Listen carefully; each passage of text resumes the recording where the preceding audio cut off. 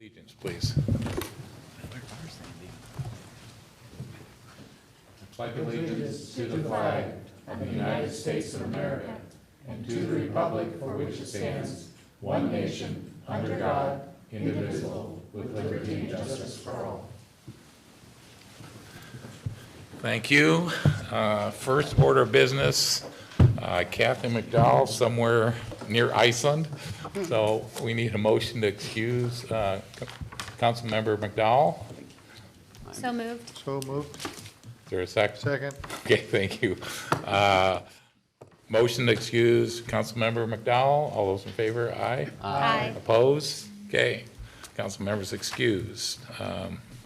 Move on to council reports. Councilmember Dorsey. Oh, all right. Well, listen, I have,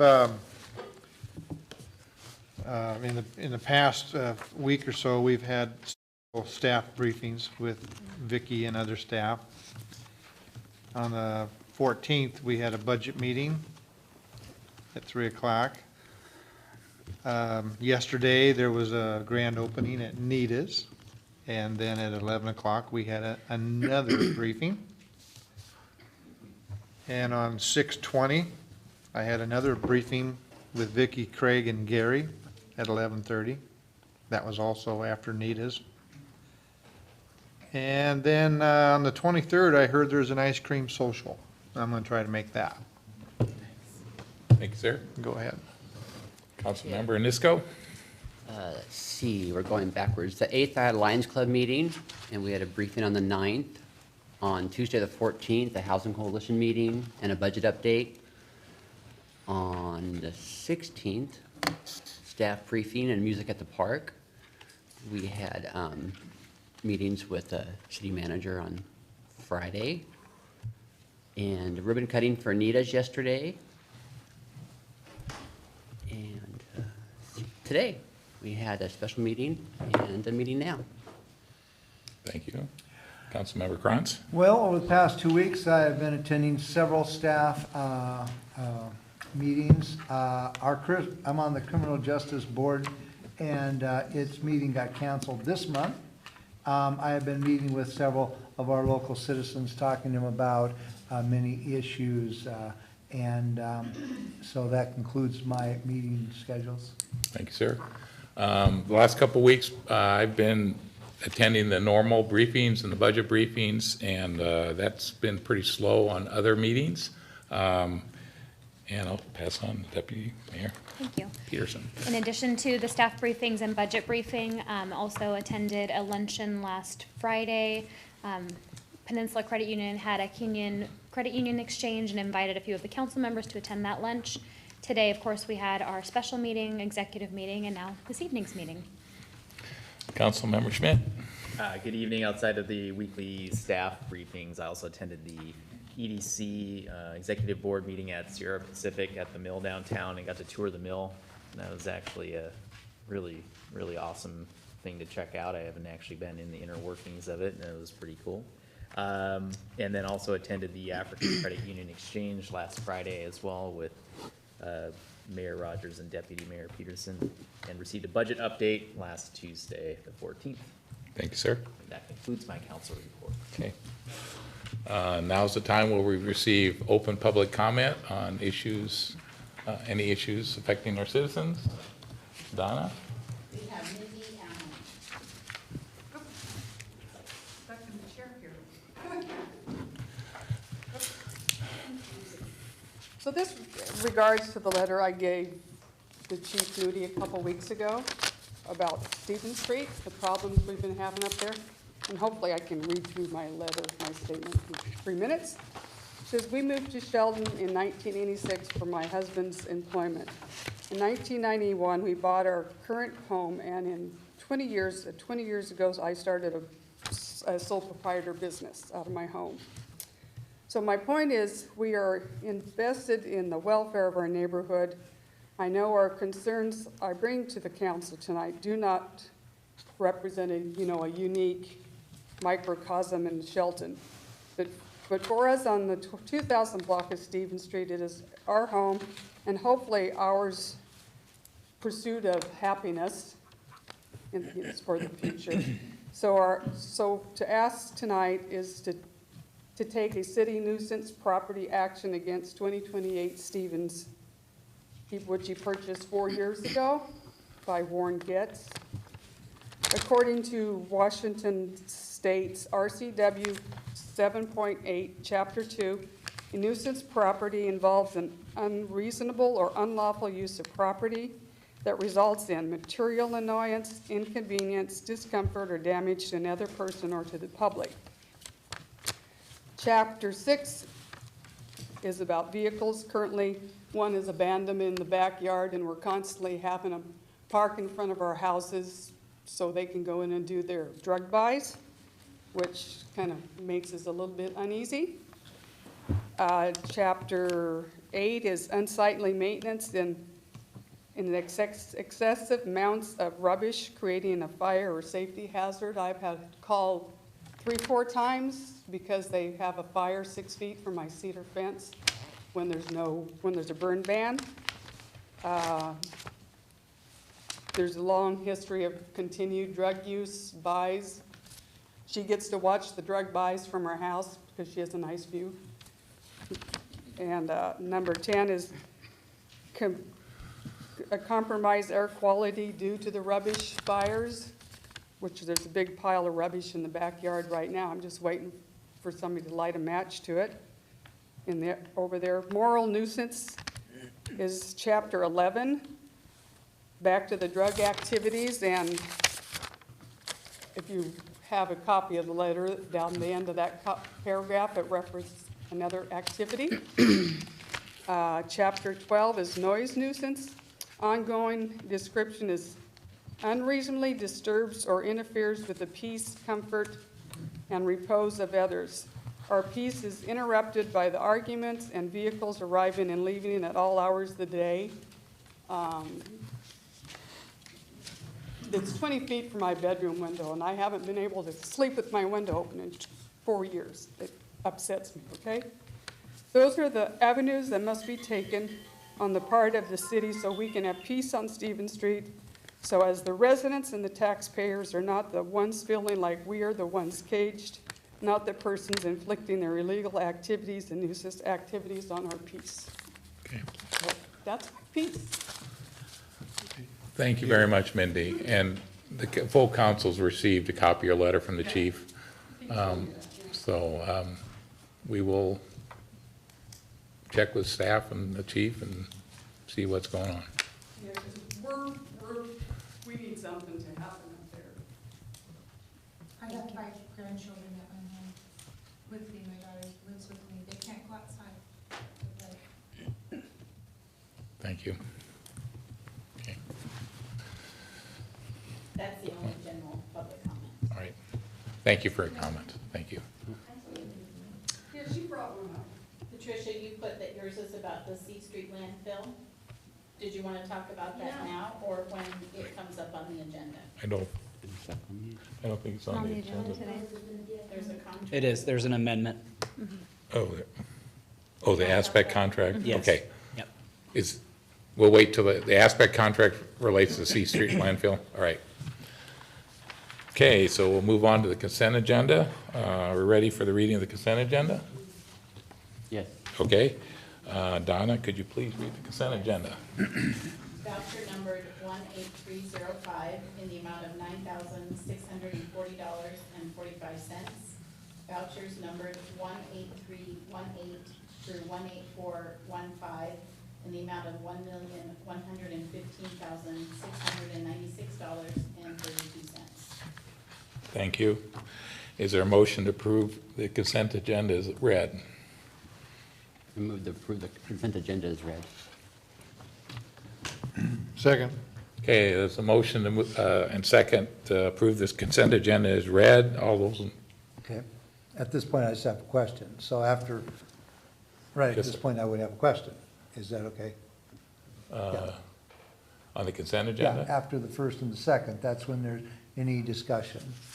I don't think discussion Is that a comment? on the consent agenda? Did you have something on the consent agenda that, I had a question about it. okay. that's okay.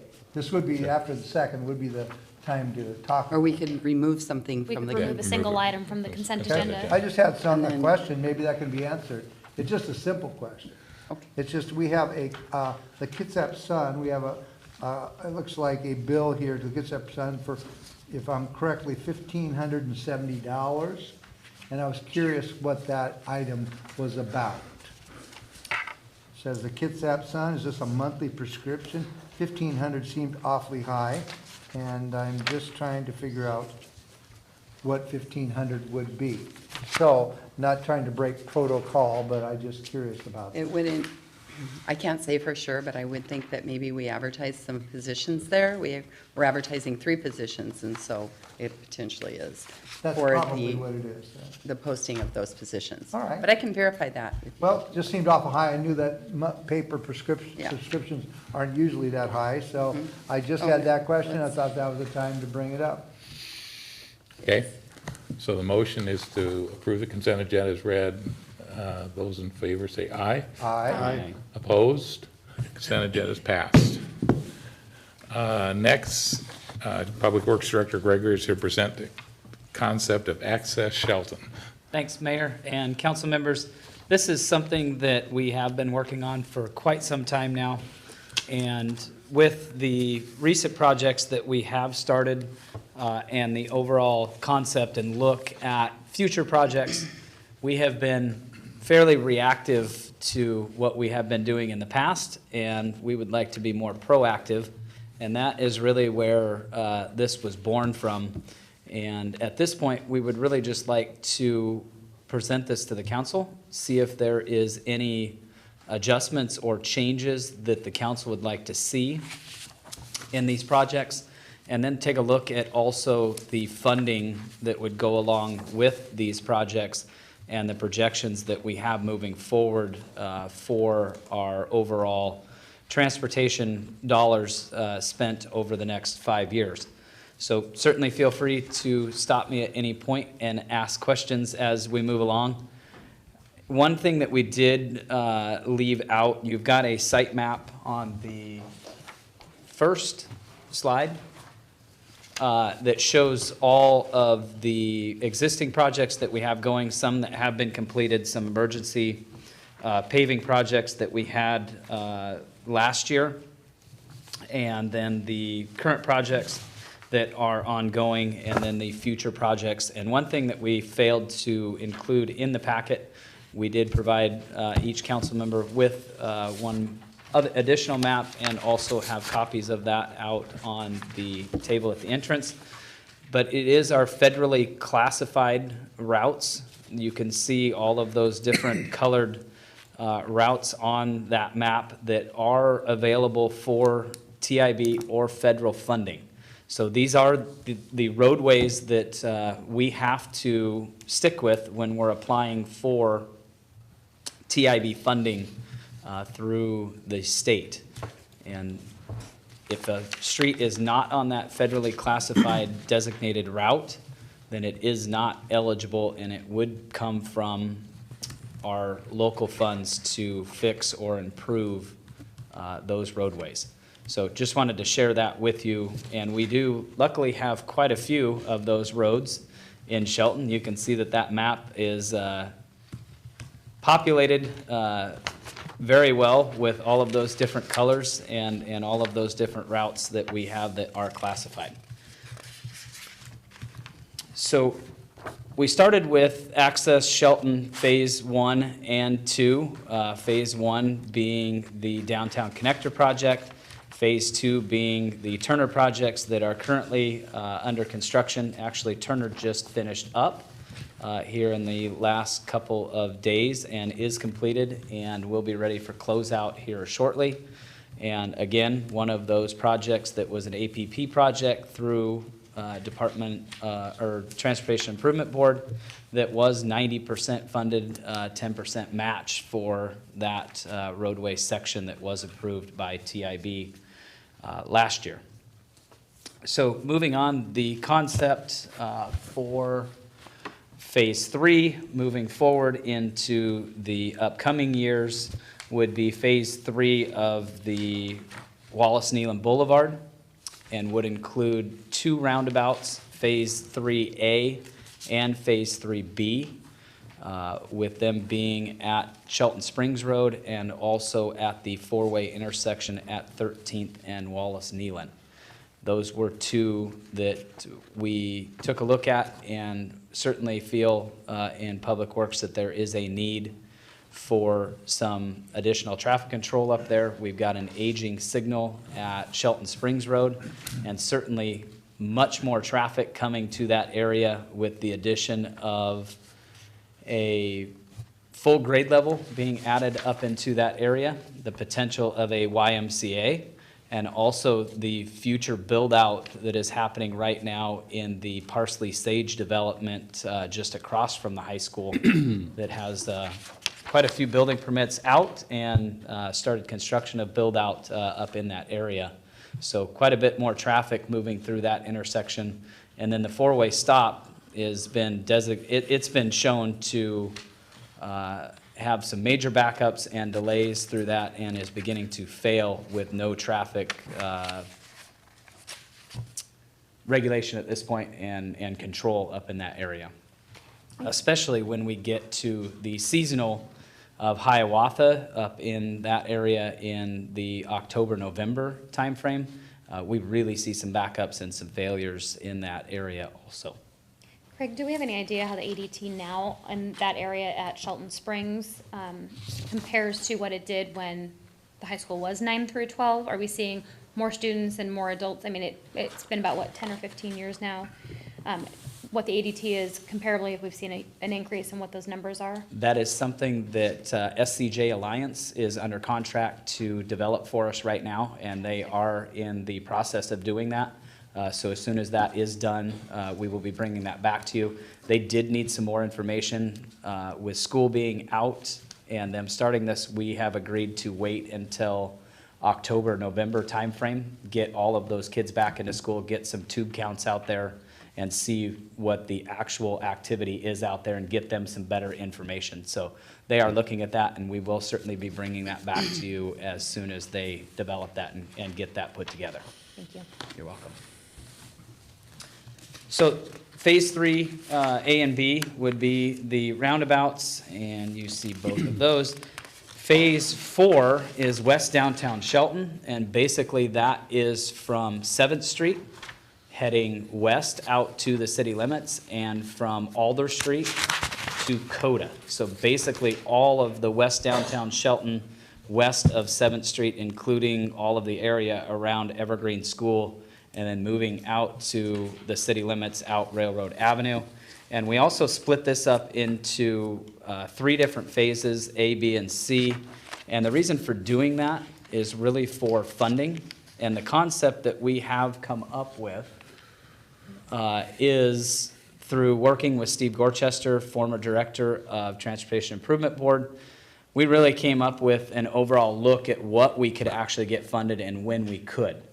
And what we came up with was an APP project, so basically just a pavement project every year, somewhere in the neighborhood of around 350 to 400,000 is normally where those come in and are funded, and then a major project every other year.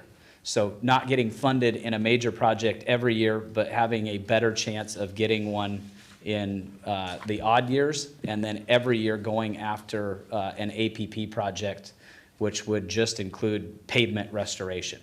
So that is what the direction we have been given or worked with Steve Gorchester, and that was the concept that we have been moving forward with, and we are trying to abide by. So Phase 4 did split into 3 different phases, or 3 different schedules. Schedule A is Railroad from 8th Street to the city limits. And we did put in a TIB application for this year, 2018, just last week. We will hear back from TIB in November on that. And we did actually submit 2 different applications, one for the roadway section, the APP project, and one also for a sidewalk project, which would include new sidewalks, 8-foot sidewalks on both sides of Railroad Avenue from 8th to 12th, and then on only the south side of Railroad from 12th to the city limits, which is Pacific Court. An 8-foot sidewalk on that south side of Railroad Avenue. So we are hopeful that both of those will go through, but we do have those applications in now. If that does go through, will we be working with Mason Transit possibly to get a bus stop out there? We absolutely will continue that partnership with All right. all of our local agencies, including Mason Transit, and they have been very easy to work with, Yeah. and we appreciate that.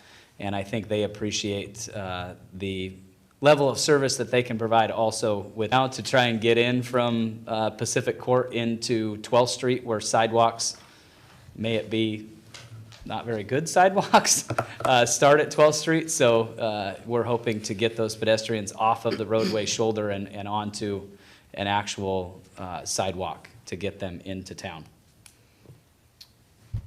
Phase 5, another, in an odd year, another APP project.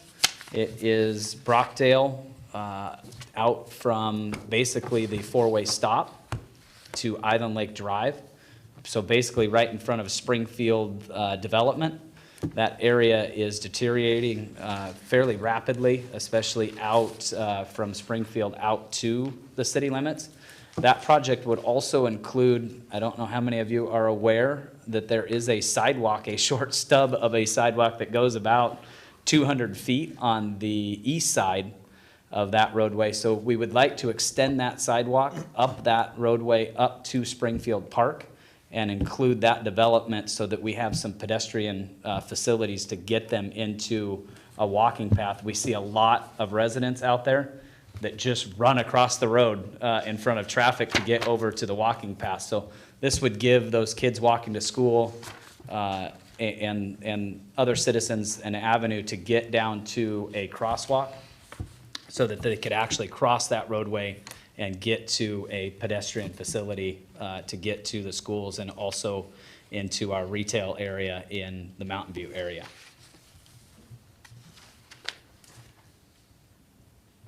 And then phase 6 is a fairly big project. It is something that we have looked at for quite some time, that roadway on Olympic Highway North.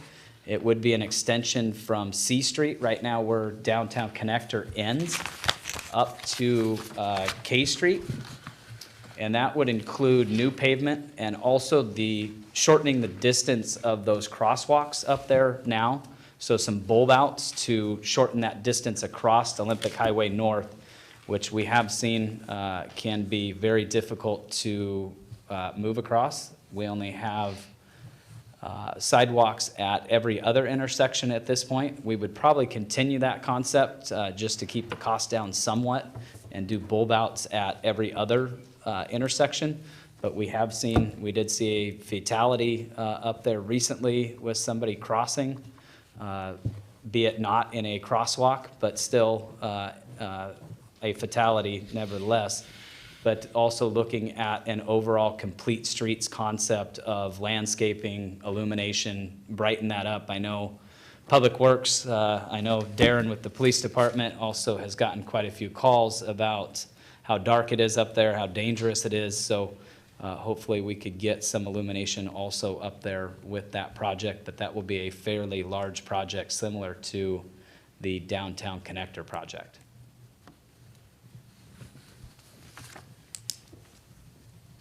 So this next slide gives you a fairly detailed timeline of what we would be looking at moving forward as far as design goes, applications, funding, and construction. So we have tried to map this out through the 2023 season, which would give us a 5-year look at what we are actually trying to accomplish, and also gives us a lot better direction on when we needed to start developing projects to get them through in a timely fashion so that we aren't scrambling and making last-minute decisions, and we can certainly get the public involved and get their opinions voiced so that we can develop a project that is the best for Shelton and its citizens. Any questions on that timeline? Can you just talk a little bit, Craig, about how that dovetails with the residential paving and maintenance of existing roadways? So within the next slide, we did put together a cost breakdown of kind of what we were looking at, some projections of the transportation dollars that we are anticipating having available over the next 5 years.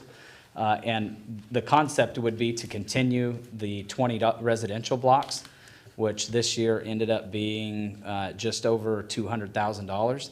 And we have budgeted within this to continue that. And we have just completed our road rating program, which we will be bringing back to the council here shortly. So we will be developing a list of all of those residential blocks from a priority, basically a priority breakdown over the next 5 years, also to go right along with this Access Shelton concept. So I don't know if that completely answered your question.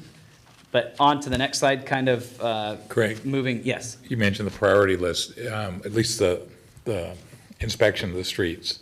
Could that have a major impact on, say, the more residential streets that are in a condition that you really need to hit quickly and you might want to move up that schedule? Or do you feel confident that $200,000 a year is going to hold?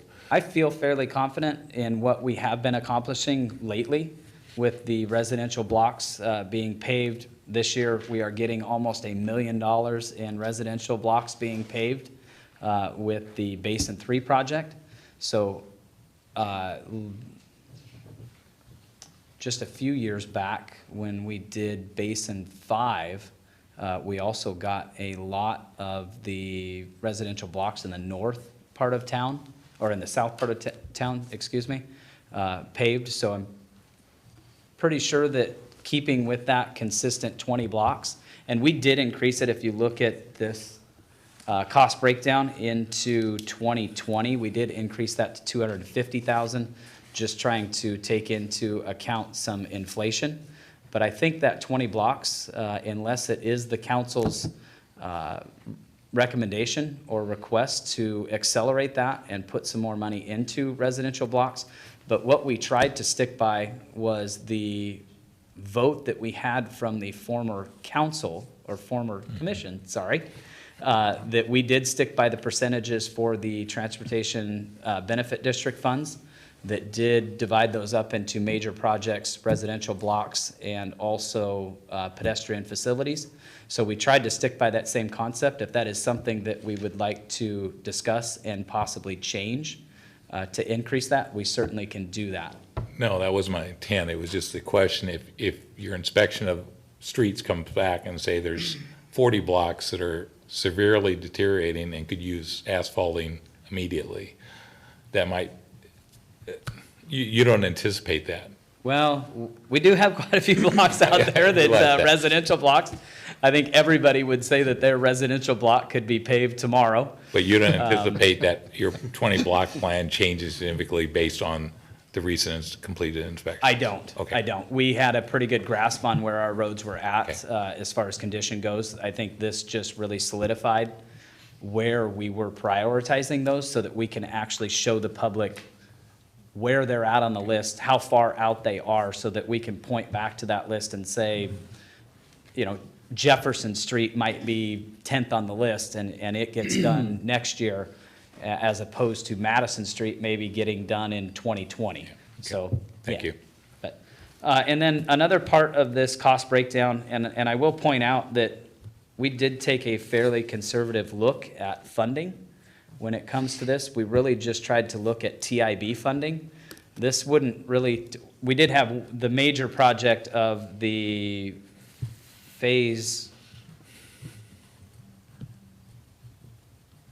the downtown, the Access Shelton Phase 4C.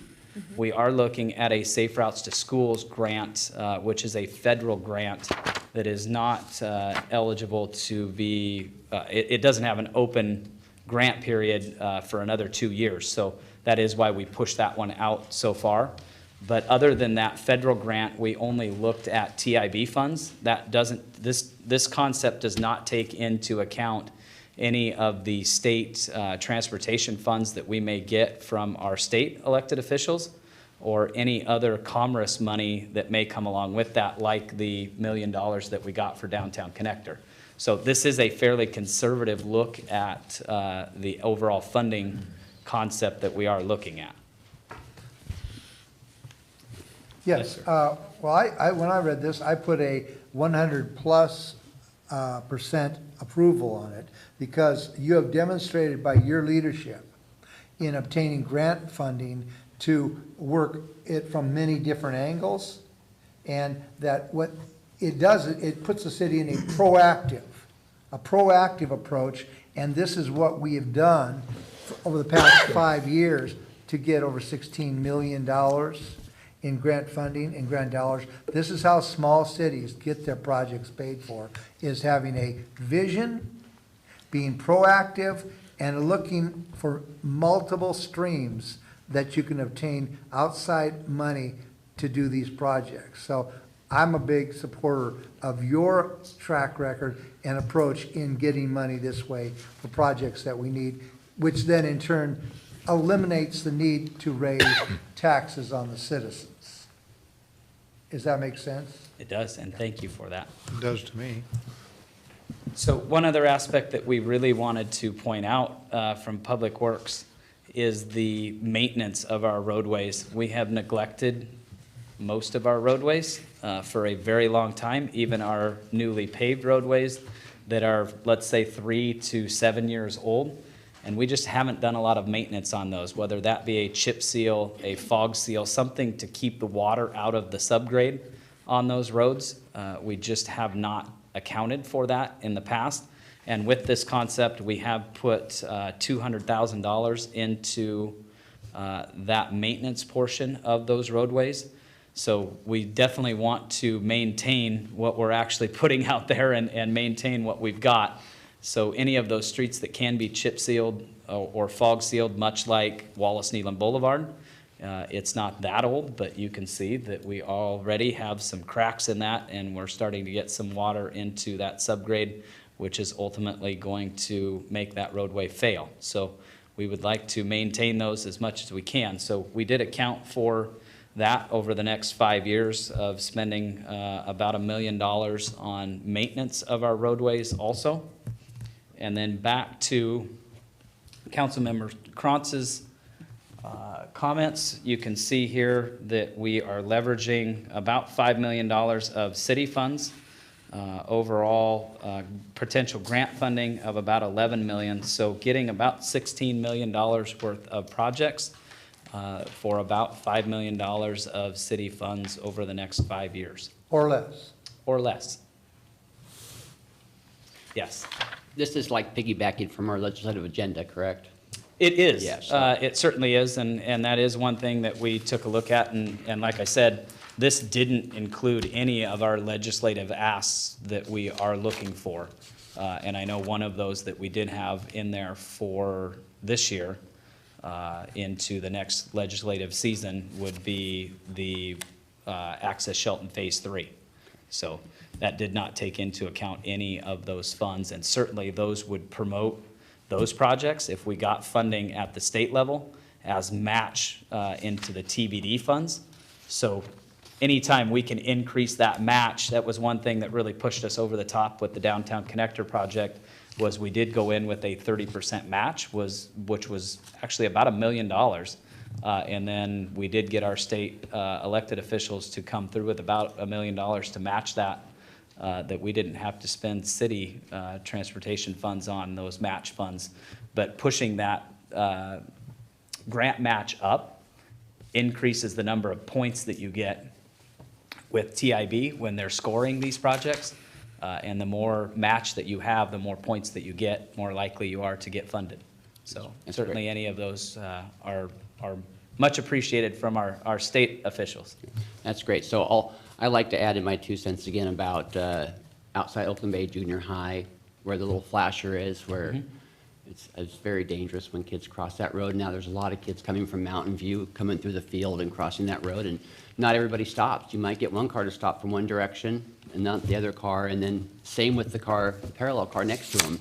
The one car will stop, the other car won't stop, and I'd really like to see that in here also. as And well, the this legislative doesn't- agenda. This certainly does not, to address that issue, this certainly is not something that is set in stone by any means whatsoever. Because we did look at one point, it's been within the last 6 or 8 months, we looked at an overall corridor project for Wallace Nealon Boulevard that would start at Olympic Highway North with that intersection that at this point is backing up and is starting to fail. That is a state-owned signal and intersection. But looking at an overall concept from there all the way out to the four-way stop, which would include likely roundabouts at every intersection, including that intersection into the school, which would slow traffic, but it would still continue to promote walkability and those more serious crashes and slow speeds, but continue to move traffic through those intersections. So that doesn't mean that somewhere down the line, we don't go after a very large federal grant, but it would have to be a very large federal grant, and likely it would have to be a partnership with the state, the county. It would be something of a larger scale. But it is something that we have kicked around and looked at in the future. I don't know that we're ready for it right now, but certainly in the years to come, that is something that we may take a look at in the future. I'll just make one more comment. Craig, I know you said as far as local funding, this may be like the worst case or not very optimistic. I would be concerned that if we went actually out there and every year we ran the TBD down to zero, which I think is what this does, it looks like it uses whatever comes in that year, you're using it for projects that year. We are, with the consideration that we do have a fairly healthy in-fund balance at this point. But isn't that all used up in 2018? The 1.3 million? All I'm saying is, it'd be nice to have a little bit in that TBD at the end of every year in case an opportunity came up, like you described, that needed a match that maybe wasn't on your list. Correct. So, And I know this is just a model out there in the future, Yeah. but I'm just saying that would be, based on this model only, that would be a concern of mine. and that may be something that certainly the council could put within this, and certainly when we bring this back on September 4th, if that's something, just like we have with the general fund, if we have some sort of in-fund balance percentage that we want to keep in reserves, we certainly could take a look at that, whether that be 10%, whatever that might be. But if you, as the council, would like us to take a look at that and come back with some kind of, we could certainly work with Terry in the finance department and come up with a concept that had a strategic in-fund balance every year so that we weren't spending down that to zero. We certainly could bring that back to you. Okay. think I I'll would agree agree with with that, that. Mayor, as well. I think, just looking at the projections in general, I think in 2018-19, you're gonna see a little bit more of a fluctuation in the REIT and TIP arena with the building, and a continued sort of flat with TBD, from the excise tax perspective. But, just keeping in mind when we're doing our budget planning, coming up here to look and analyze those projections for the next 5 years or so, probably is a good idea to go through that with a fine-tooth comb, so. Yeah. And this is certainly, Mayor, I want to make sure you and the council, we are not asking you to rubber stamp something that we are going to move forward with over the next 5 years. This is really just a buy-off on a concept of this is the direction that we would like to move in.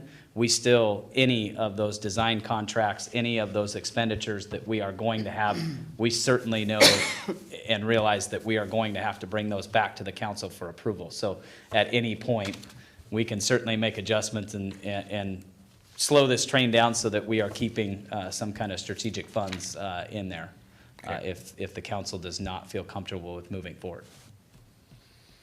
Any other questions for Craig? Okay, we have consensus, move this forward to the action agenda for our next meeting. All right. Thank you, sir. Okay, next, guess it's Director Gregory again to talk about residential paving contract. So, on that same concept, we did just have a bid opening yesterday for our 20 residential blocks that we are going out for construction here in the next month or so. And we did have 5 bidders on those 20 residential blocks. They ranged from a high of $275,165 down to a low, which was Granite Construction, a very reputable, large construction paving outfit here in the local area, of $213,769.75. So they are our apparent low bidder. And we did, with having the bid opening yesterday, we did leave this briefing blank for you, and also just a blank contract that we will fill in and bring back to you on the 4th. So if you do have any questions about either the contract or the process, I certainly would be willing to answer any questions, knowing that we are just giving you a draft contract that we are going to fill in before the 4th. Questions or comments? All right, consensus, move this forward to the action agenda? Yeah. Okay, thanks, Craig. Thank you.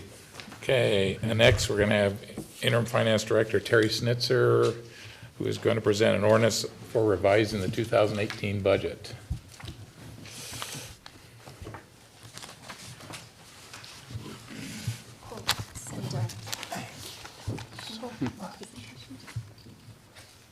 Sandy. Thank you very much. Get away with that. Thank you.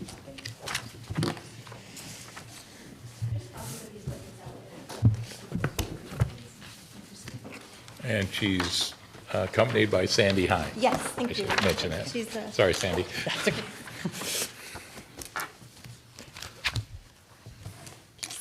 So, thank you. So we're bringing this ordinance to you for the 2018 revised budget. As you know, that the city adopted a $2.4 million deficit, which 1.8 million of it was the general fund. So some history in the background of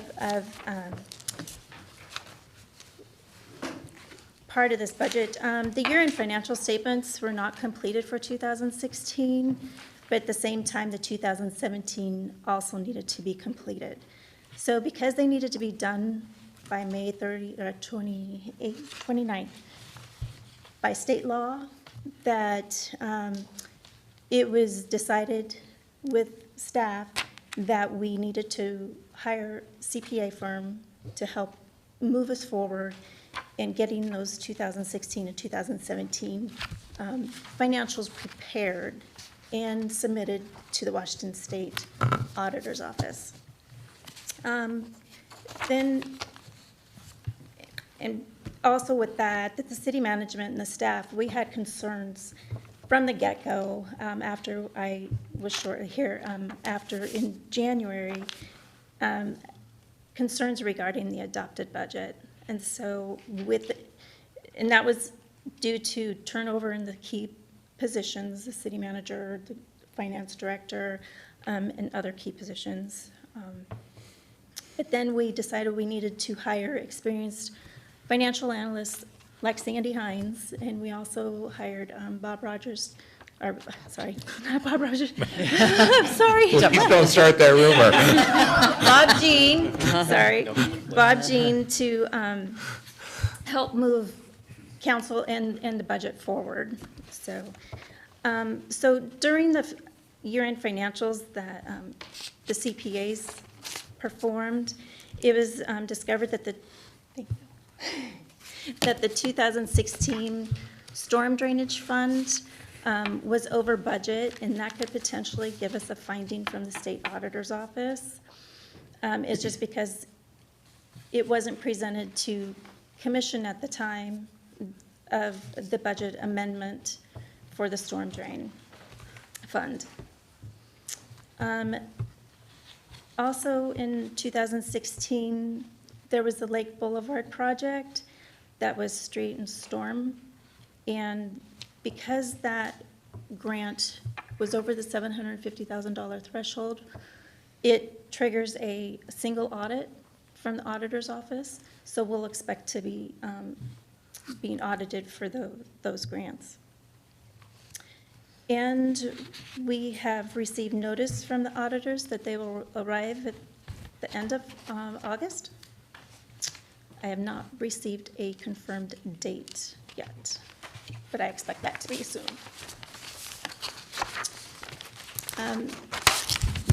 The 2018 budget was adopted on December 26th of 2017. That is late for a budget to be adopted, so would like to see that targeted for the first part of December. The adopted budget totaled $48.5 million, in which 16.1 million, or 33%, was the general fund. Concerns mostly centered in the general fund, but capital project budgets and budgeting of the loan payments of the water utility, that wasn't budgeted into the 2018. Other concerns in the general fund included the incorrect cost of living increases for employees that were not budgeted for some union and non-union personnel. Personnel salaries, position titles, and distribution across department funds had not been updated. The health benefits and L&I and state retirement rates hadn't been updated for 2018. The beginning fund balance was significantly overstated. And we'll see that in the next slide. The revenue projections were not updated for 2018. If they were, there was very little that was done. And then the costs associated with the change of government from city council or commission to the city council, those were not budgeted either. All right, just interject one little thing. So just for general information, so it seems to be there's quite a bit of stuff that kind of wasn't put in there. Whose fault was that? I mean, that's just a question because it wasn't your fault. You weren't here. No, I wasn't here. Right, so. But at the time, the finance director and the city manager should have been in control.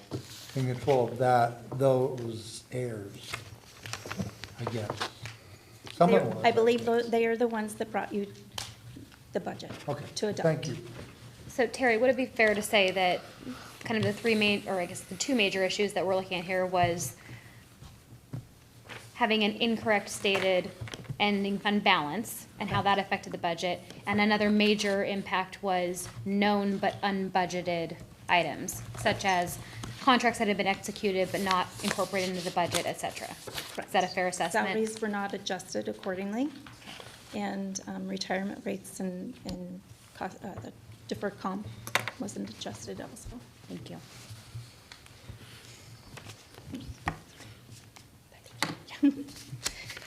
So this slide shows you, what was the 2017 projected, what was the 2018 baseline and the 2018 requests. You can see that the adopted was 11.28 million in revenue, and the expenditures were 13.149. So that gives you the $1.8 million deficit in cash. So the revenue adjustments, the revenue projections were not updated in 2018 budget, and then the 2018 was based on current state shared rates, known contracts, expected development activity, historical trends, and the use of solid waste cash for the interfund changes or charges. So you could see that the tax revenue was up $451,000, which was good news. But then the charges for goods and services, because of the solid waste, was no longer available to that, was down, the 337. So it offsetted that, but we still had a total revenue of 152,000 increase of what the projected. And the solid waste changed July of 2017, correct? Correct. Yeah, okay, thank you. So Sandy's going to give you the information on the expenditures. Okay. Good evening, council. Good evening, Sandy. So on the expenditure side, Terry's done a great job going through the revenue side. On the expenditure side, there was several adjustments needed, and they kind of fell into two buckets that we'll see a theme through the rest of this presentation, and it'll be something that council addresses as well as we go into the development of the 2019 budget, which is the difference between an ongoing versus a one-time expenditure. So ongoing expenditures tend to be for your ongoing services. So all of your personnel costs, your contracts, ongoing contracts for service, training, money to keep staff up to speed and in their expertise areas. And so those need to be funded by ongoing revenue sources, your property taxes, your sales taxes, your fees for service, for building and development that then fund the inspectors and the plan reviewers and such. And then you have one-time expenditures that aren't projected to continue. They doesn't mean that they'll only come up one time ever, but they're not a continuation from year to year. And so you might have temporary help to help with the situation. You might have equipment that gets purchased and then doesn't get replaced for another 10 years. So I mean, at that point, it's only a one-time expense. Or grant projects, that you receive a grant and you do that project with just that grant money and maybe some local city money. So those are funded then from your one-time resources, that grant for the project, available cash from your ending and beginning fund balances, maybe some offsetting expenditure savings. A department wants to maybe purchase some equipment, but they don't have the budget for it, but they know that they're not going to spend another line item. So they say, well, we'll save there so we can buy this equipment over here. So those kind of one-time in nature. And so this budget for 2018, when we looked at it, and there was a whole host of adjustments, some to recognize things that should have been budgeted in the adopted budget that had just not been included, such as the restructuring of the commission to the council, that a known item that we needed to account for. There was other adjustments that were for things that had kind of already happened that we needed to make sure were in the budget, some carryovers. So in the court, the Mason County had billed quite a few quarters of the 2017 jail costs in 2018, so it was hitting their 2018 budget, but really then you had that savings from 2017, so there's a carryover there that we'll talk about. And so a whole bunch of different adjustments, and then ongoing stuff that has been brought to council, council has given approval for and is now getting rolled into these adjustments. So on those ongoing adjustments, it includes the personnel budget that Terry had talked about, where the salaries, all the benefit rates, both health and welfare, as well as just kind of the state mandated, your retirement systems and your L&I and those things hadn't been updated. So we adjusted for those, and that's all ongoing. The addition of the salaries and benefits for the new council members. Addition of 2 new positions, a recreation coordinator, which is supported 60% by the SMPD. And then 40% by the general fund, and a new HR manager position to help deal with staffing issues and staff and HR issues. Increased funding for jail costs. We have a carryover, that was the one time, but on the ongoing side, Mason County also increased their jail rates. So that's going to be an impact going from year to year. Increased funding for credit card fees.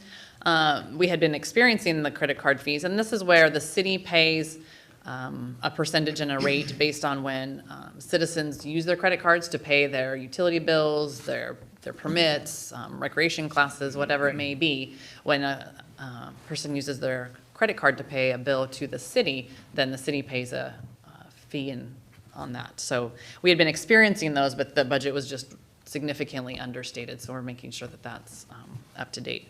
And then increased funding, the prosecution contract was renegotiated, and that had an increase, so we had put that in.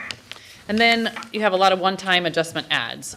We did have some one-time kind of offsetting expenditure adjustments, but what I included so far here, just because the list is really long, it's included as one of your attachments. I just put kind of the adds of what council was adding money for, and then we'll get to how those kind of are funded in a minute.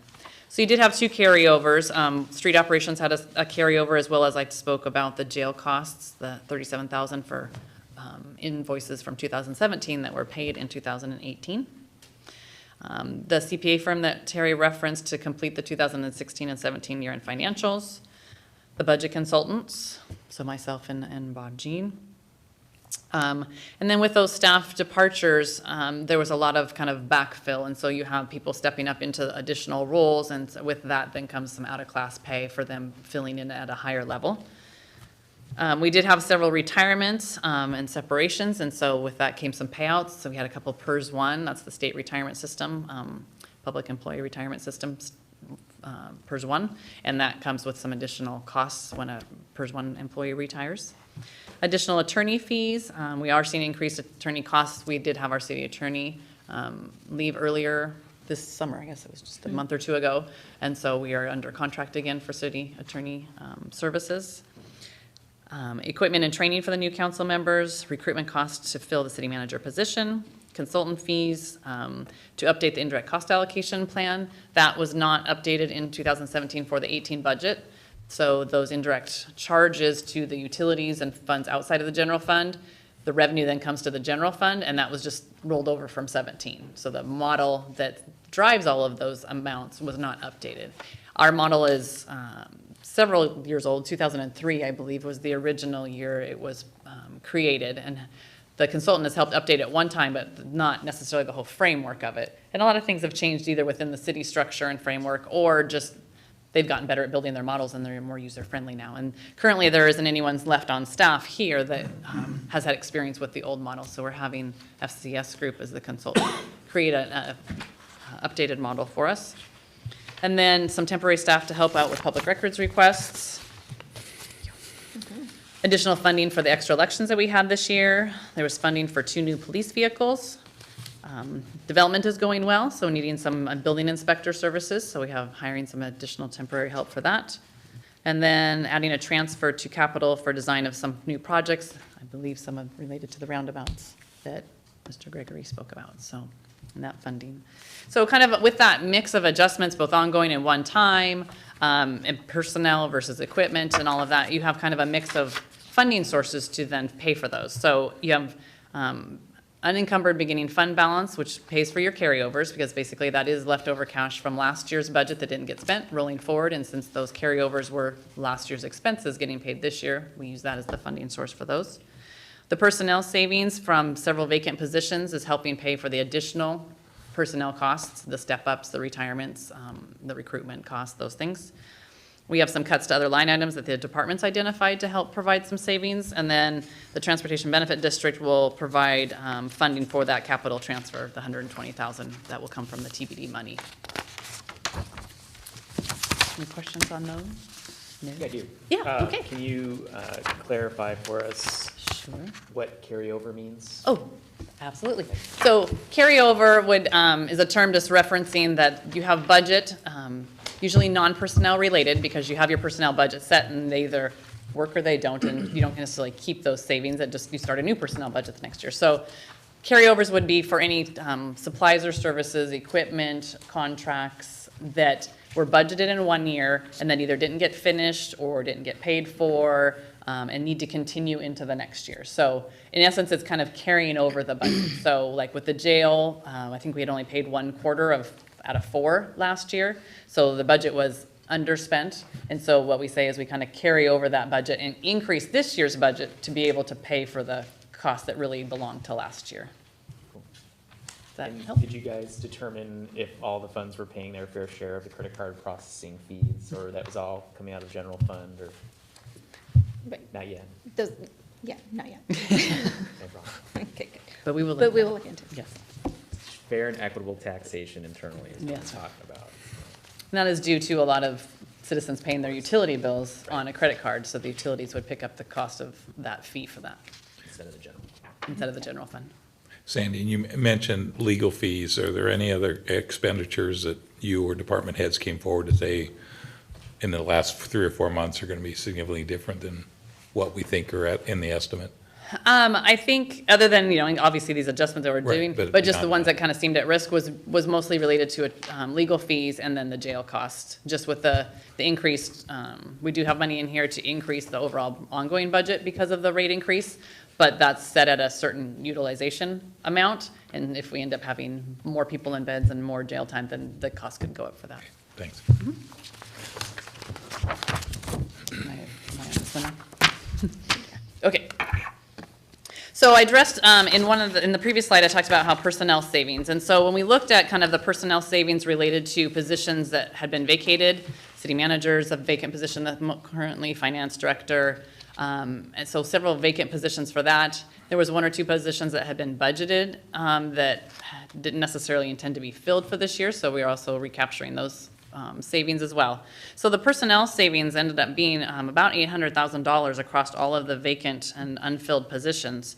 And so kind of the one-time personnel costs, when you look at the step-ups and the recruitment costs and the additional hired consultants and all of those things then totaled $400,000. So that left us still some savings from those vacant positions to then apply to other one-time costs and adjustments. And that can be done because it is all within the general fund. So the savings, even though it may come from a certain position in a department, we're kind of looking at this as a general fund overall to balance out for the year and not necessarily say, well, only that savings can be used for cost in that one department, since all of the general fund is supported by general purpose tax revenues.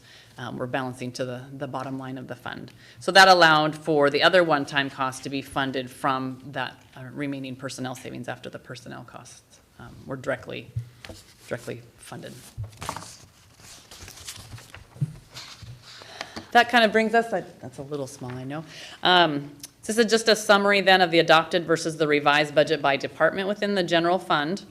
You can see the variance on the right, a lot of increases, a lot of decreases. And then overall, when you get down to the bottom, all the one-times, so the ongoing adjustments totaled about 456,000. And the one-time adjustments actually was a decrease of 571,000. And that's so large because there was a reduction in the transfers out right towards the bottom of that table. You'll see a variance of $1,064,000. So that was related to a capital project. The general fund was going to be transferring money to the capital fund, but we received other funding from TIB instead, and so we no longer need to do that transfer, so we're taking that out of the budget. And so even though there's other one-time adds, with that large decrease, it nets out to 571,000 of a decrease. So overall, the general fund budget went from 13.149 million down to 13,034,000. So about 115,000 decrease in the general fund budget for this year.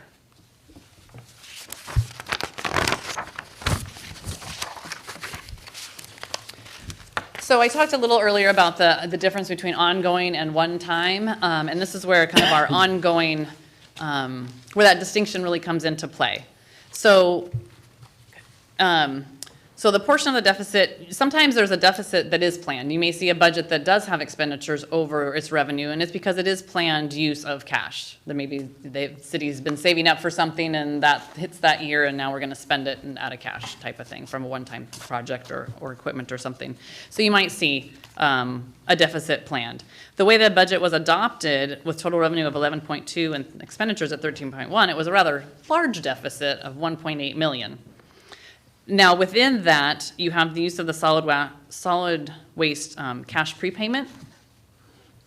And that is because with the prepayment, the revenues actually are lower. So that was that large decrease in the total charges and services. We were not receiving any revenue from the solid waste fund to pay for the internal charges.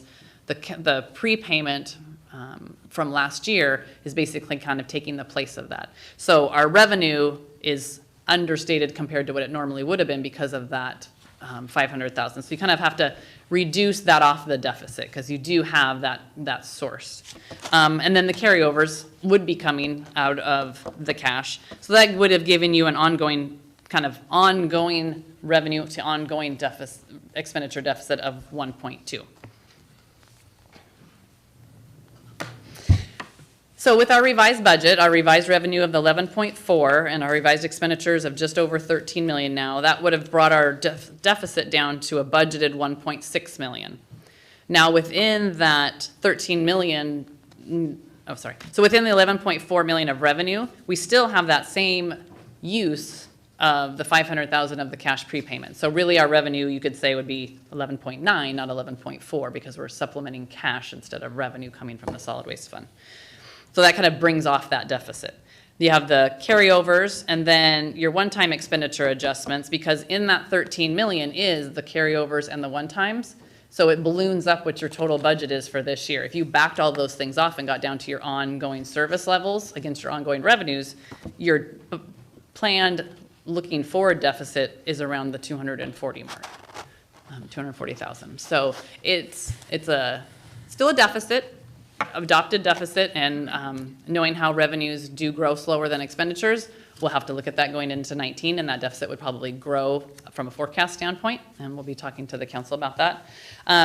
But it does explain a lot better from a $1.6 million deficit down when you look at truly your ongoing versus your ongoing revenue to expenditures. Council have any questions regarding that? No?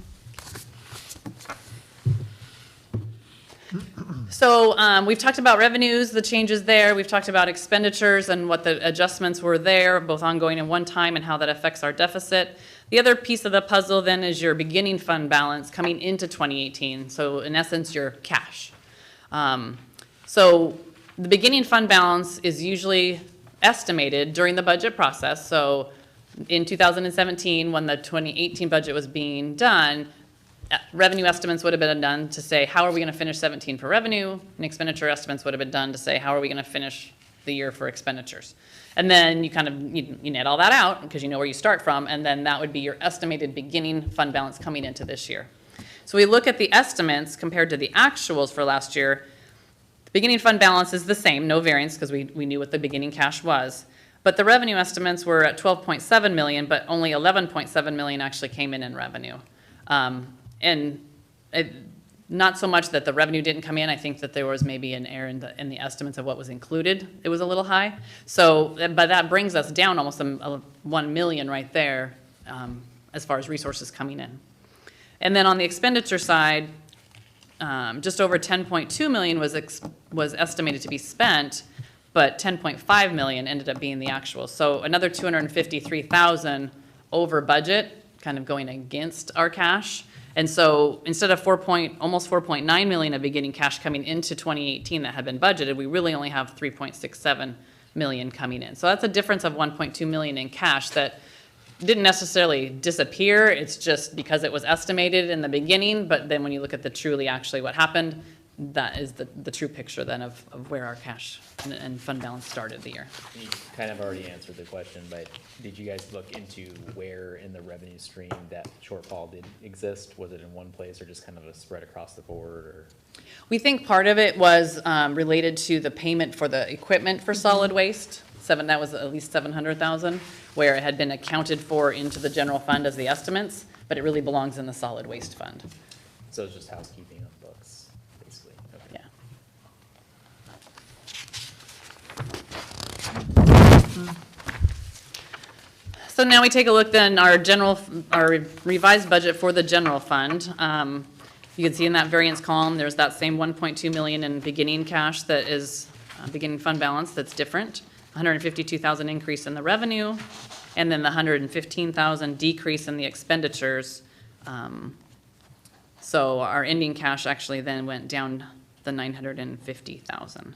And so you end up with a smaller deficit once you exclude the one-times, and then you have smaller ending cash number revised at only 2 million versus 3 million going into at the end of 18, looking to go into 19. And so a little bit more about that ending fund balance, looking at that, kind of saying, well, what does that include then as we go into 19? So we have 2 million as our estimated. Again, this will change based on what we end up doing for revenue estimates for year end this year and expenditure estimates for year end this year. But right now, it's an estimated just over 2 million. So the one-time adjustments not from cash. So it's a little, I know this is probably a little mental math in and out, but, so that 2 million is the bottom line. That includes all those expenditures we've already talked about, and in those expenditures are all the one-time things. And so they didn't get funded from the cash, they were funded from savings in the budget. So we'll save from this line item and pay it here and net those out. So we don't want the cash to be impacted by those, so we'll kind of add those back in. The solid waste prepayment set aside, take that out because that needs to be set aside from that cash. We need to make sure that's set aside for next year. The reserves based on expenditures, so we have, this still is including the strategic reserve as well as the working capital, and we're going to talk about separating those out into 19 so that we can see both of those. For the sake, I can just combine them together at this point. That's 1.4 million, and that's again on the revised expenditures. I based it off of those. And then the transportation benefit district balance, almost 1.2 million when we look at the actuals for 16, 17, and the expected kind of budgeted amount for 18, and the use of the 120 for that capital project gets us a net of that. So that actually puts us then at negative fund balance. So the one-time adjustments above from net of cash was only accounting for the savings that were, that was the total of the adjustments, and so using cash or the savings just to offset those. There's more savings in the line items than we need for the one-time adjustments. So that is the addition of the 191. So we still have more savings that if we don't spend that, it's going to add to your bottom line come the end of the year. So that would put us kind of net around 123,000. So it funds the solid waste prepayment sufficiently. It funds our reserves sufficiently. It funds the transportation benefit district balance sufficiently, but it does leave a small margin then of unencumbered ending fund balance moving into 2019 that the council has to work with. And this is going to change. We hope that it would go up. We hope our revenue will come in greater than revenue, and obviously we will plan to try and spend under our budget, and both of those combinations of things would then add to our estimated ending fund balance to move into 2019. But we are starting at least from a positive ending fund balance moving forward. Sandy, you were going to discuss some more about the reserves or what they are, because I think generally that's not been shown in the past, although it's been city policy for many years. Yes, and we can put some additional information for the information for the next week. So the 1.4 million is about half and half. So our strategic reserve is 6.375% of the general fund expenditures. And then the working capital kind of cash flow reserve that the general fund needs to have, because expenditures go out every month. The revenue comes in, especially like property tax, in 2 big hits in the year, so you don't have an even stream of revenue. So you got to have cash flow. That cash flow is 6.5%. So they're almost the same percentages. So that 1.4 is about split in half between the two, a little bit higher on the working capital side than the strategic reserve. Okay, thanks. You're welcome. Other questions? Council, have any questions? And attached to what we provided you tonight, and if the board has any to look, so we had included in the original council packet the total list of adjustments and then the general fund list of adjustments. There had been some changes made since the council packet got put together, and so we just wanted to provide you an updated one. All of the numbers in the presentation tonight are based on this attached to documents and these final numbers. Okay. So we're just asking council to put this ordinance onto the action agenda for the next council meeting. Okay. Any comments, questions for these guys? I appreciate the hard work. I think it's somewhat agonizing going back through, 2 or 3 years technically, we had to go back through. And while the outlook wasn't originally as bleak, it's still, not ideal, but look forward to our budget retreat and all of us putting in some effort to glide into our next fiscal year on the right foot, so. Okay. Thank you. First reading. Thank you for your hard work. First, yes, reading of the ordinance. Okay, could I have the first reading ordinance number 19270818?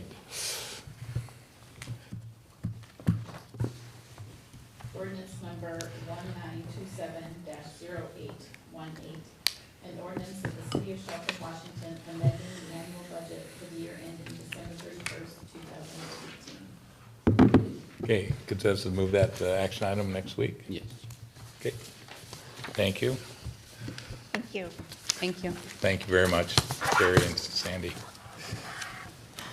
Okay, next, Economic Development Officer Andy Arnaz is here to present a resolution having to do with the 2019 legislative agenda. Andy? Perfect. Thank you, Mayor, members of the council. As we discussed last week, this is a resolution to adopt and formalize the 2019 legislative agenda. The only adjustment that's been made, I'll just point your attention to this first item under infrastructure. The capital funding request is just to make a specific note of the traffic signaling improvements on Wallaston Boulevard in front of the Open Day Junior High, as noted by the council last week. Unless there's any other questions or discussion, I just ask that you approve this so we can move forward. Questions, comments? Okay, I should ask for public, did we have a public comment on the budget revision? I failed to ask. Okay, any public comment on this? No. No, okay, thank you, Donna. Could I have resolution 11350818 read, please? Resolution number 1135-0818, a resolution of the city of Shelton, Washington, establishing the 2019 legislative agenda. Any further comments or questions? Okay, do we have a motion? I move to adopt resolution number 1135-0818, a resolution of the city of Shelton establishing the 2019 legislative agenda. Second? Okay, it's been moved and seconded to adopt resolution 11350818. Those in favor, aye. Aye. Opposed? Motion passes. Next, Director Mark Ziegler is going to talk to us about Civic Center Rotating Art Gallery. Right. Thank you, Mayor, council members. Bringing to you today the recommendations from the Shelton Arts Commission for 3 artists with 9 total pieces to be placed in the Civic Center Rotating Art Gallery. The Shelton Arts Commission met on July 31st to jury these submittals, and with your approval tonight, they will meet on September 4th to install for the next 30 days to the end of November, and you will see new art quickly thereafter, or I guess just before the 30th, so we can have the next rotation up in December. Okay, thank you. Public comment? No. Okay. Comments, questions from the council? Looks good. Do we have a motion?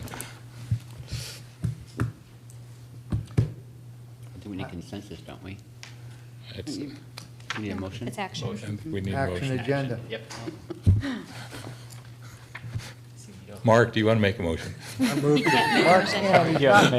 to move forward with the art pieces that the Art Commission has chosen. Second. We have a Couldn't find it.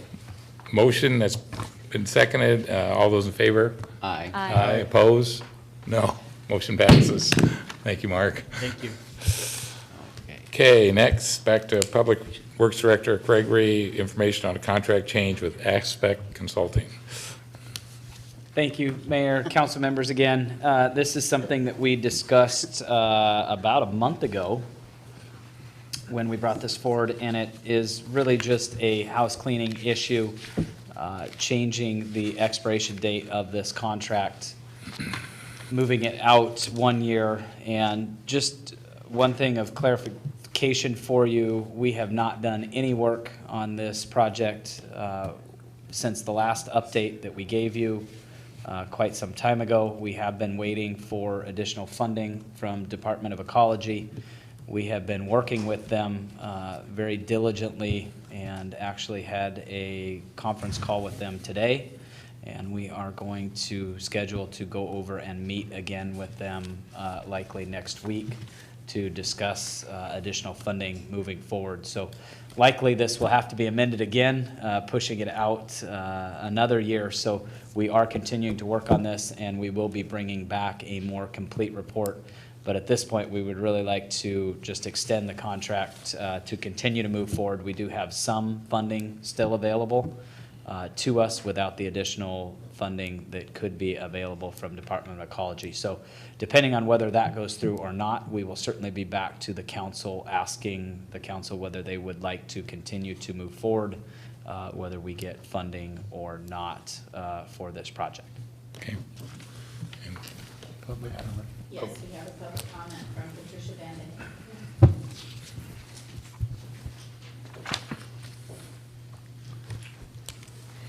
I have a question. I believe the last time this was brought up, there was some comment made about alternate processes rather than what was originally set up on this, changing what was going to be done. make your comments, and we'll ask staff to address that. Okay, because was part of a lawsuit from a group here, and I don't, if there was a change on that, I was wondering if, was the people involved in that advised that you were considering a different way of handling it, rather than what was originally set up? Patricia, we will bring that issue up with staff, but if you would like to provide comments, that'd be great. Well, I'd like to know, yeah. We'll, Is this a change from what was said before, that they were considering an alternate way of doing the cleanup rather than what was originally arranged? I think we'll bring that question to staff, and I know staff's in the room, but we'll bring that question to staff, and we'll address that. Okay, so you mean not right now, though? Not right now. Okay, well, that's mainly what,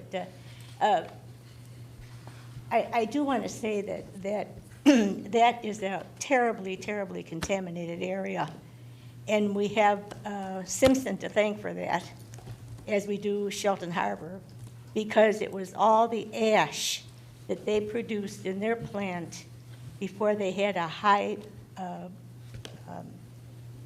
level in the boilers that they had. And when they were bringing in these salt-laden logs, they burned them after they dried them out. And if it's under a certain temperature, it produces dioxin. And not just any dioxin, but 2378 TCDD, the most toxic form. It was one of the ingredients in Agent Orange during the Vietnam War. And there was a study done in May 8th of, March. No, not May 8th. Can't think what year it was. Anyhow, where Herrera came in and they did a survey and a study all around the plant and the area, because they dumped that stuff everywhere. It didn't make any difference. They just took it, particularly up on Shelton Hills. They brought it up there and dumped it everywhere. So anyhow, they did a study on it, and they went in and did readings on the ash itself. They got permission from Simpson to do that. And the maximum contaminant level for that particular dioxin is only 3 to 11 parts per trillion. And they got readings of 4,200 parts per trillion. And this is the stuff that they were dumping everywhere. So that is very, very contaminated up there. Not only that, but they never covered it up. They just dumped it and left it that way. So we have Simpson and Rainier responsible for that mess up there. And if it's a matter of money, I don't know why the city doesn't go after them to pay for that cleanup. They are the party of the disaster at the Shelton Harbor. It's already been determined that it is Simpson.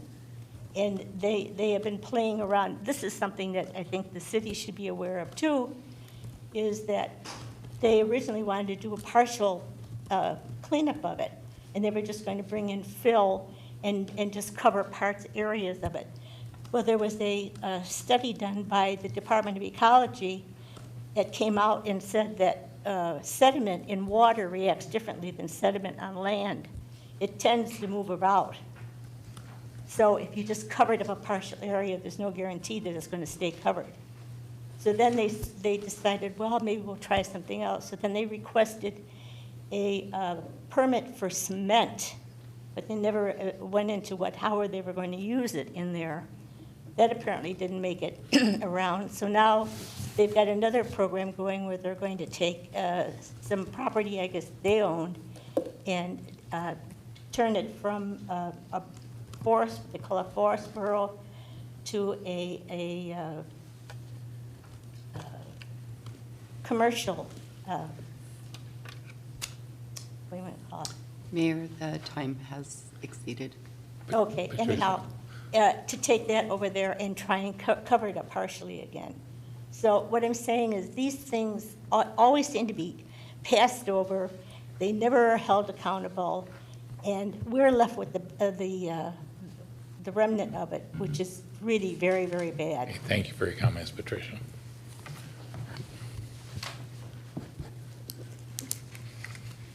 Anybody else? Donna? Okay.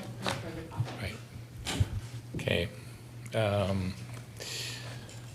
Comments, questions from council on the Aspect contract? Okay, do we have a motion? When you're reading, nothing like that. I move to approve the contract extension and additional expenditures by authorizing the mayor to sign a contract change order with number 4 with Aspect Consulting. Second. Is there a second? Okay, there's a motion to approve the modification with the contract with Aspect. Those in favor, say aye. Aye. Opposed? Motion passes. Okay, next we're on to Director Gregory has information about a design contract for construction of a reclaimed water tank. Again, something that we talked about several weeks ago, the start of design for the satellite wastewater treatment reclaimed water tank. Right now, it is a fairly small tank. I think we've discussed this at length already with Washington State Patrol using a very large volume. It is difficult for us to store enough reclaimed water for any other users. So an additional larger tank would certainly give us the capacity to store additional reclaimed water for use by other users. And this is to start design of the overall project, and it was budgeted in the 2018 budget. Okay. Any public comments, Donna?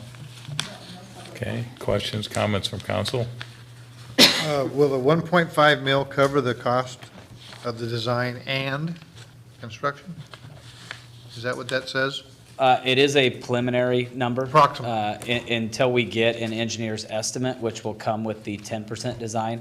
That was a guess by staff. We have some previous projects to compare to, so I think it is a fairly close number, but we do have some, I guess, nuances to that it is an in-ground tank instead of an elevated tank. We did do some comparisons, but they were fairly old to the in-ground tanks that we have down at the wastewater treatment plant. So we did try to take our best guess at that, but until we get a 10% design and an engineer's estimate, we are really guessing at this point of what that overall cost looks like. We certainly are not talking about moving forward with a project until we go to either Ecology, Department of Health, some assistance from maybe Commerce to offset some of this cost. So we will start, as soon as we get a 10% design, we certainly will start pursuing grant funding to help out with the overall cost of this. Now, we have, if I'm not mistaken, we have reclaimed water lines run out to the prison, is that correct? That is correct, all the way to the prison's doorstep. Right, to their second entrance, I believe, and they just Yes. have to bring it in. Are they ready? Have you had any conversations with them? I have had conversations with them recently, within the last, about the last quarter. Yeah. And they have requested funding to extend that line into their facility. So it is fairly important that if we do get another large user, that we certainly can accommodate Right. and have the capacity to have them utilize that. Because they So will that- want it sooner or later. Yes, that is true. And it really helps us in many different aspects. It cuts down on the overall water use that we're pulling out of the actual aquifers. Right. And certainly helps us in our partnership with the Squaxin Island and Skokomish tribes as far as using reclaimed water and recharging the headwaters up in that area and not utilizing potable water, but reusing reclaimed water. So, yeah, a lot of benefits to this project, certainly. And Craig, is it fair to say that the purpose of moving forward with the design is to allow staff to explore opportunities for funding this project's construction? Absolutely. As we have with all of our other projects, until we get a 10% design and a cost estimate, we don't have the ability to go out and pursue any funding until we get to that point. So that is, at this point, what the concept is. Let's get to that 10% design, and then we'll go and start knocking down everybody's door and see if we can't get some more grant funding to fund a project like this. Thank you. Yeah. But do you have a guesstimate on how much revenue we would generate from the prison alone? It's gotta be fairly substantial, I would think. I don't know that it is a large number, because we would have a reduction in overall water consumption, potable water consumption. Oh, But certainly looking at the overall, the broad picture of the comparison between using reclaimed water or potable water, we certainly are doing the right thing environmentally by Correct. switching them over and getting them to use reclaimed water.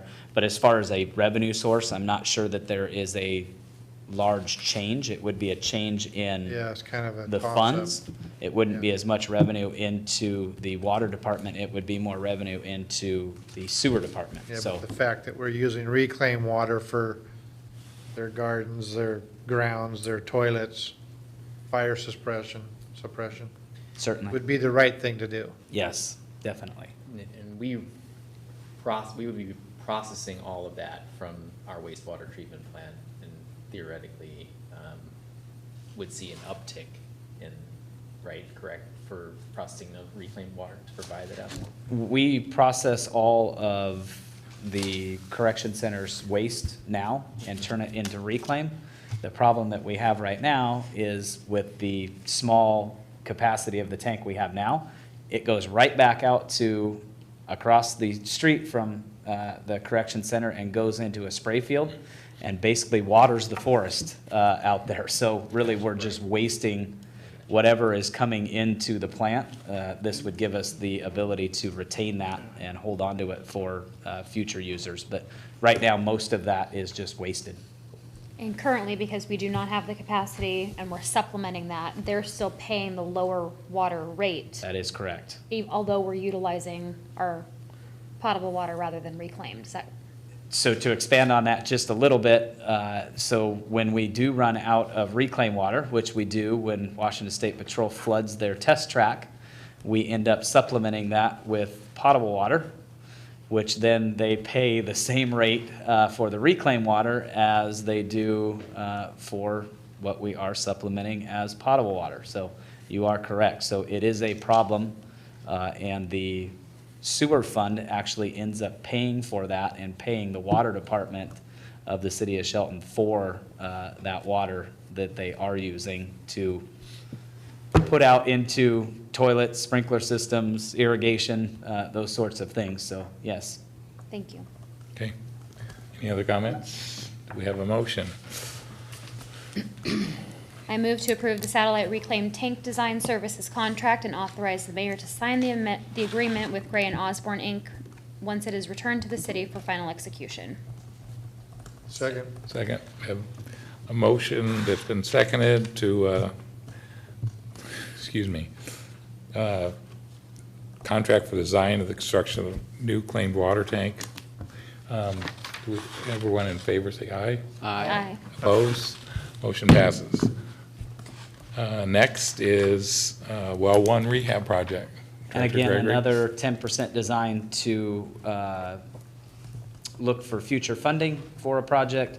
This is much needed and has been identified by Department of Health as a priority project for the city of Shelton. It is an open air gravity line that comes out of well 1 and feeds the high school tank. It is a fairly secure line at this point, but we really need to take a look at this in the future. It is an aging line that, like I said, is open air, so it is something that we would like to pursue funding for in the future. And as Deputy Mayor Peterson pointed out, it is a requirement for us to go look for funding to have that engineer's estimate and that 10% design.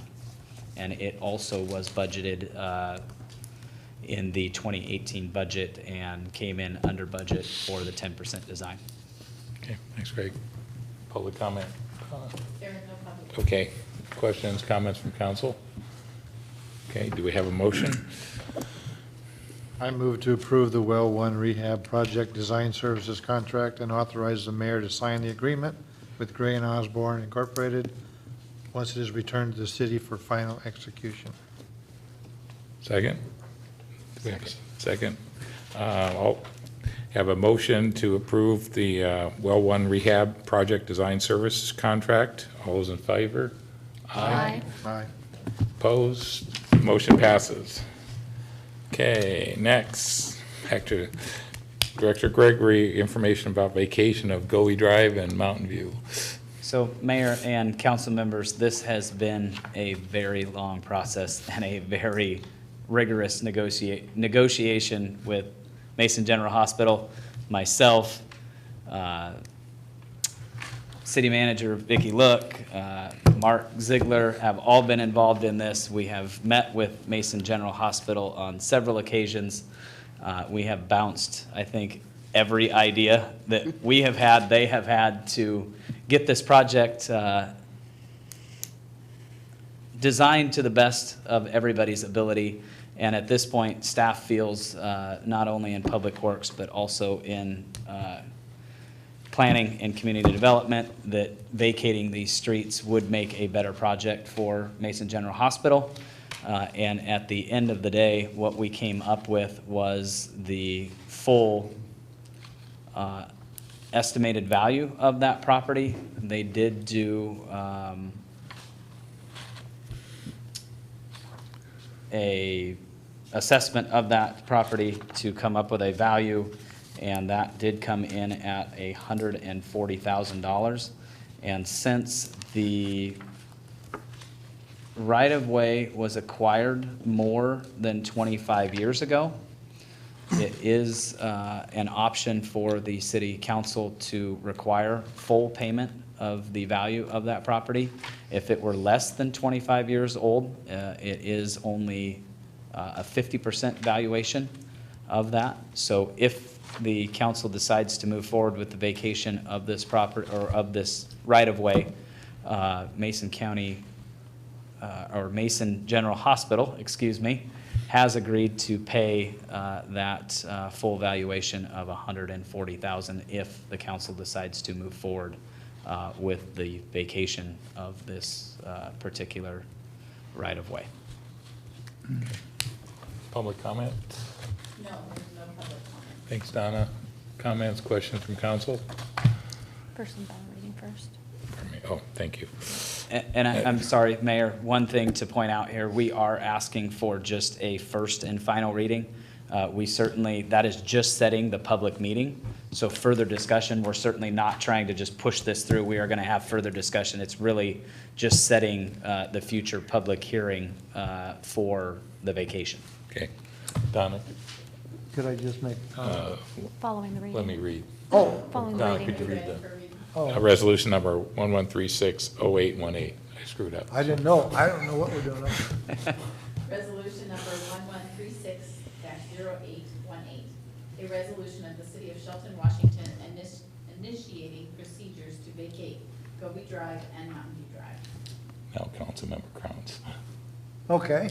I just want to say that the older I get, the more I'm in favor of hospitals. So I think it's a good thing that the city work this situation out and that we come up with an agreement that we can all live with, because I am a supporter of our local hospital. Any other council comments, questions? I use that road all the time. My wife works over in that area, and I see a lot of close calls already, you know, from pedestrians walking. It's almost always employees walking to the hospital or to Shelton Family Medicine or wherever. And I would be glad to learn to drive around. Okay. That is one thing that I guess I failed to mention. I don't know if everybody is aware of the design aspects and what they're trying to do with that area, but they are trying to vacate that roadway and turn it more into a parking lot. It still would be an entrance exit into that parking lot. So sorry if I failed to mention what the project actually looked like, but it is a parking lot, going back to Councilmember Dorsey's comments. There is a lot of pedestrian traffic, no crosswalks up in that area, so everybody just kind of darts across the road. So sorry if I left that portion out. Okay, any questions, comments? All right, Sorry, this, go ahead, Joe. this is vacating all of Mountain View Drive? Mountain View Drive extends from 13th to Sherwood? up to Sherwood, and then you would also, that spur leg of Govey, which extends from Mountain View Drive out to K Street, which really is basically the entrance to the middle school. So it's that entire T section. So traffic Sherwood traffic will divert to K. Correct, and go to the signalized traffic intersection signal. On 13. Correct. They are also, the way I understand it, they're going to be adding more parking in that area as Yes. well. That entire vacant lot between Right. K Street and Mountain View Drive all would become a parking lot area. Basin General owns that vacant lot. Yes, they do. Is that- They own all the abutting properties. Is that increase in parking congruent with our urban planning? Yes, they meet our code and parking code, and this is all tied to the medical office building proposal, which they have submitted for expansion, so it is directly tied to their parking requirements, particularly for their staff, that the existing parking on the south side of the building would be for customers, if you will, of the hospital. And that's correct, because they're not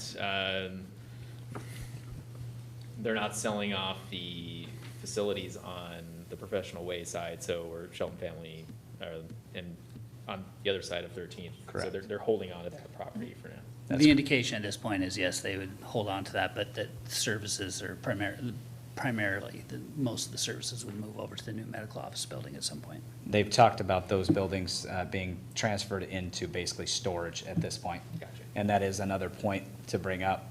This is in addition to their traffic impact fees that they still will be paying also for that expansion. Okay. Is that general fund money coming in, the 140? The 140 within the vacation policy actually becomes, in the general fund, transportation dollars. No. So that would be used for a project, whether it be a larger project or residential paving, something of that sort. Okay, do we have a motion? I move to adopt resolution number 1136-0818, a resolution initiating procedures to vacate Govey Drive and Mountain View Drive, and setting the public hearing for this matter for Tuesday, September 18th, 2018. Second. We have a motion to accept resolution number 1136-0818. All those in favor say aye. Aye. Opposed? Passes. Okay, next up, Chief Moody has an administration report for us. Thank you, Mayor and Council. I was hoping to come to you this week or this month with a contract from the school district for the new school resource officers that we've been discussing for the last several months. Unfortunately, due to circumstances out of my control, the district didn't come forward with a contract until today, and school starts next Wednesday. So we're on a time crunch. What I got today was a notification from Alex Apostle. I think you all have copies of it, basically, which says it was adopted of the addition of 2 school resource officers in the 18-19 year, which starts next week. Unfortunately, I don't have 2 school resource officers to give him next week. I couldn't hire ahead of this on the guarantee. We will make accommodations. We will have officers at the schools. They won't be the permanent school resource officers. Alex and I have talked about this. And in fact, we have a meeting Thursday to discuss how we move forward. We don't even have a signed contract with them, but it's adopted into their budget. And based on our working relationship with the school district and the safety of the students, I'm going to take them at their word. And we're going to continue moving forward with the school resource officer program and bring back to you at a later date the exact contract. But the agreement was they currently pay for 1/2 of a school resource officer. This will add 2 more to that. So they would be paying 2.5 for 3 officers. That cost includes their salary and benefits. It doesn't just include their salary. It's salary and benefits, with us agreeing to take on the burden of equipment, vehicles, maintenance of the vehicles, fuel cost. That we estimated it somewhere in the neighborhood of $1,000 a month. So frankly, I think it's a pretty good bargain to get 2 officers for about that cost. But that's where we're at tonight. I just wanted to make sure you understood what was going on, that you had a full briefing on it, and I'm happy to answer any questions you have about it. And Chief, the city will continue to train those officers as well, and that expense is taken on by the department. Is that correct? There may come later times, because what we've asked is they integrate the officers into the staff of the schools. There may be trainings for the school district that are burdened by the school district. So it'll be an intermingling of this and frankly, a learning process as we move forward with it. Do you have any idea when their final budget adoption is going to be? Well, their budget cycle started in July. Like I said, my understanding is the board has given Alex the okay and said it's in the budget. The problem that they faced, my understanding of the problem they faced, one of them is they were in negotiations with several of the unions all summer.